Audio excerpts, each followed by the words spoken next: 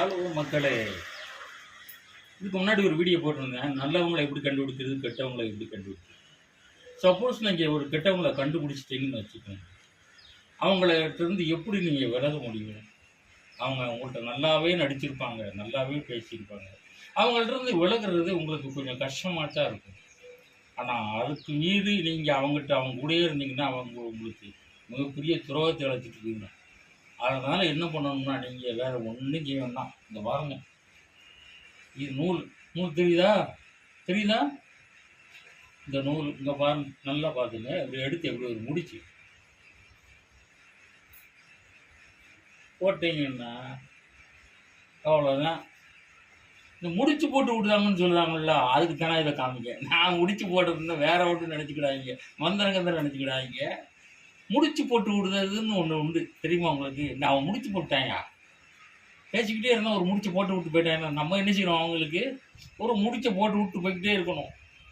அது முடிச்சு வாடுறது அவன் பாட்டுக்கு அவன் வேலையை பார்த்துட்டு போய்கிட்டே இருப்பான், நம்ம பாட்டுக்கு நம்ம வேலையை பார்த்துட்டு போய்கிட்டே இருக்கணும்.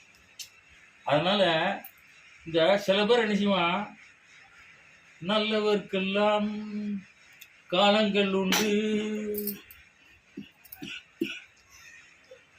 நல்லவர்க்கெல்லாம் சாட்சிகள் ரெண்டு, ஒன்று மனச்சாட்சி, இன்னொன்று தெய்வத்தில் சாட்சியம்மா அப்படின்னு ஒரு பாட்டு. அந்த கெட்டவன் மனச்சாட்சியும் நம்ப மாட்டான், தெய்வத்தின் சாட்சியும் நம்ப மாட்டான். ஆனால் அவன் யானை பழமாக இருக்கான். அவனை பார்த்தாலே யானை சுடர் மாதிரி இருக்கும். அந்த மாதிரி இருப்பாங்க கெட்டவங்க.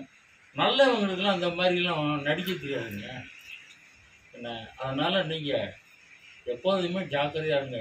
உங்களுக்காக தான் சொல்கிறேன் நான். அதனால் நீங்கள் ரொம்ப கேர்ஃபுல்லாகவே வாழ்க்கை நடத்துறீங்கன்னா அவங்க வாழ்க்கை ரொம்ப சிறப்பாக அமைங்க. இந்த ஒன்றை மட்டும் ஃபாலோ பண்ணுங்கள். நல்லவங்க கூட பழங்க, நல்லவங்க நல்லதே செய்யுங்க. எதையும் எதற்காகவும் நீங்கள் பயப்பட வேண்டிய அவசியமே இல்லை. உங்கள் வழியில் நீங்கள் போய்கிட்டே இருங்க. குறுக்க வந்தால் நீங்கள் மிதிச்சுட்டு போய்கிட்டே இருங்க. நாங்கள் ஃபேஸ்புக்லேயும் எங்கள் வீடியோ போட்டிருக்கோம், யூடியூப்லேயும் போட்டிருக்கோம், இன்ஸ்டாகிராம்லேயும் இருக்கோம். அதனால் நீங்கள் எங்கள் இன்ஸ்டாகிராமை ஃபாலோ பண்ணுங்கள், ஃபேஸ்புக்கை லைக் பண்ணுங்கள், ஷேர் பண்ணுங்கள். அப்படின்னா தான் நாங்கள் உங்களுக்கு நல்ல கண்டென்ட்டுகள் அடிக்கடி போட முடியும். நன்றி, வணக்கம்.